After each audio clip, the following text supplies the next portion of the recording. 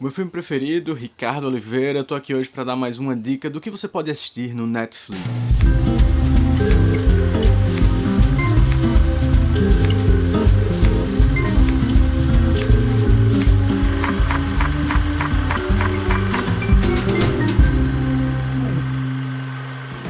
Olha, esses dias entrou no Netflix uma série de filmes clássicos mais uma vez ou outra eles fazem essas inserções em pacotes aí de filmes clássicos. E entrou nessa temporada, por exemplo, o Sindicato dos Ladrões, filme com Marlon Brando, que é um filme bem legal que você tem que assistir, mas a dica de hoje não é sobre o Sindicato dos Ladrões, mas sim sobre Juventude Transviada, que eu vi pela primeira vez no Netflix. Filme estrelado pelo grande galã do cinema, James Dean, dirigido por Nicholas Ray, filme de 1955. E olha, eu fiquei surpreso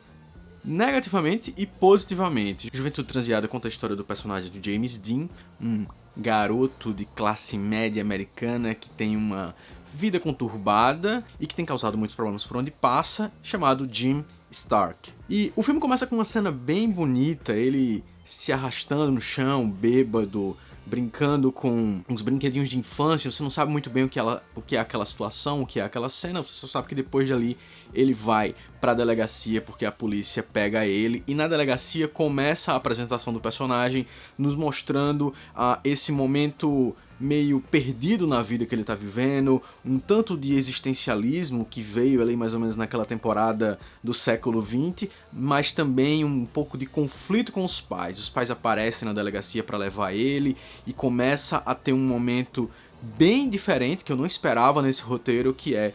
um encontro do James Dean com um cara do juizado de menores e eles dois dizendo: esses pais aí, realmente, eles não sabem o que estão fazendo comigo. E o cara do juizado de menores dizendo pra eles: se você precisar de ajuda, vem falar comigo a qualquer situação, mas vê se não vai nesse lixo de vida que você tá vivendo e tal, e coisas do tipo. Acontece que o filme começa a mostrar um desenvolvimento de personagem todo baseado nessa ideia de que ele é deslocado em relação à família. E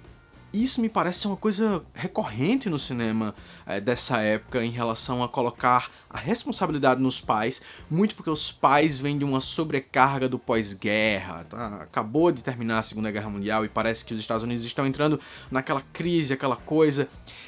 E existe uma relação pra mim muito direta com o filme Splendor in the Grass, que é um filme que no Brasil foi traduzido por Clamor do Sexo, dirigido pelo Elia Kazan, que é o diretor de Sindicato dos Ladrões, que também tá no Netflix, que eu falei no começo, e que em Splendor in the Grass também tem a Natalie Wood, que é meio que o par romântico do James Dean aqui em Juventude Transviada. Nesses dois filmes, ela aparece como esse ponto de ser uma adolescente que está em conflito com os pais e vive um distanciamento e uma dificuldade no relacionamento, como é uma crise comum em todo adolescente, mas isso é muito marcante nesses dois filmes. Acontece que o roteiro segue em torno da figura do Jim Stark, o James Dean, tendo dificuldade em relacionamento com seus colegas de classe, porque a Natalie Wood tem uma relação ali com a gangue da escola, os caras que são do mal, barra pesada e tal. E depois de uma certa briga que acontece, eles vão pra cena, a famosa cena que aparece tanto no cinema do James Dean em seu racha ao penhasco, o Chicken Run que eles chamam no filme. Essa cena é bem legal e pra mim ela tem um plano no filme, um plano mesmo, um shot cinematográfico que resume pra mim o que talvez seja o filme. O filme ele tem uma dificuldade muito grande com esse roteiro hoje, assim, ele parece ser muito datado, as coisas estão muito deslocadas, tem uma coisa meio melodramática no filme que faz com que ele fique muito cheesy, muito clichêzão e tal, e aí